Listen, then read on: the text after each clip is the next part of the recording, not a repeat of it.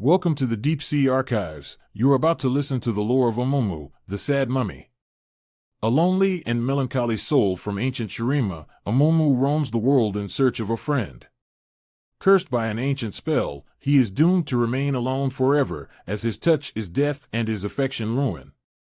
Those who claim to have seen him describe Amumu as a living cadaver, small in stature and covered in bandages the color of lichen. Amumu has inspired myths, folklore, and legends told and retold for generations, such that it is impossible to separate truth from fiction. The hardy folk of Shurima agree upon certain things. The wind always blows from the west in the morning, a full belly on a new moon is an ill omen, buried treasure hides under the heaviest of rocks. They do not agree, however, about the tale of Amumu. One oft-told story links Amumu to the first great ruling family of Shurima who succumbed to a disease that corrupted flesh with hideous speed. The youngest child, Amumu, was quarantined in his chambers and befriended a servant girl who heard his cries through the walls. She regaled the lonely air with courtly news and stories of her grandmother's mystic powers. One morning, the girl brought word that Amumu's last remaining brother had passed away, making him emperor of Shurima.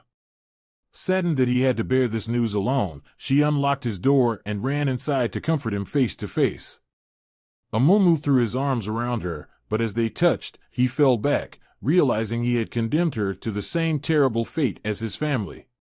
Upon the girl's death, her grandmother placed a twisted blight on the young emperor. In her mind, Amumu had as good as murdered her kin.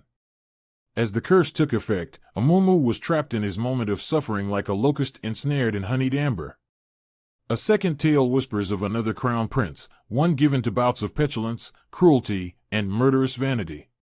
In this telling, Amumu was crowned emperor of Shurima at a young age, and convinced he was blessed by the sun, he forced his subjects to worship him as a god.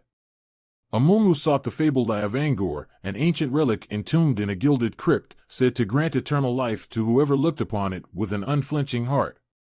He hunted the treasure for years with a host of slaves who carried him through labyrinthine catacombs, sacrificing themselves to traps so the emperor could continue without hindrance. Amumu finally reached the Cyclopean golden archway, whereupon dozens of his stonemasons labored to breach the sealed door. As the young emperor rushed within, determined to look into the Eye of Angor, his slaves seized their chance and sealed the stone doorway behind him. Some say the child emperor endured in the darkness for years, his loneliness driving him to insanity and causing him to claw at his own skin, which he was forced to wrap in bandages. His life was extended by the power of the eye as he meditated on his past transgressions, but the gift was a double-edged sword, for he was cursed to remain forever alone. When a series of devastating earthquakes shattered the foundations of his tomb, the emperor escaped with no knowledge of how much time had passed, seeking to undo the suffering he had caused in life. Yet another story of Amumu tells of the first and last Yordle ruler of Shurima, who believed in the innate goodness of the human heart. To prove his detractors wrong, he swore an oath to live as a beggar until he made one true friend, convinced his people would rally to help their fellow Shuriman. Though thousands walked by the disheveled Yordle, not one stopped to offer a helping hand.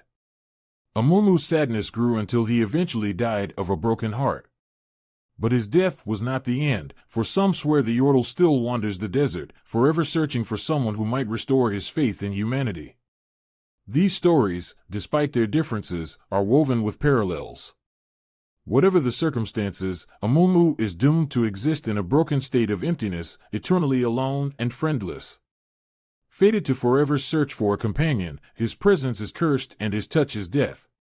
On long winter nights when the fire is never allowed to burn low, the sad mummy can sometimes be heard weeping in the desert, despairing that he'll never know the solace of friendship. Whatever Amumu searches for, atonement, kinship, or a single act of kindness, one thing is as certain as the western wind at dawn: he has yet to find it.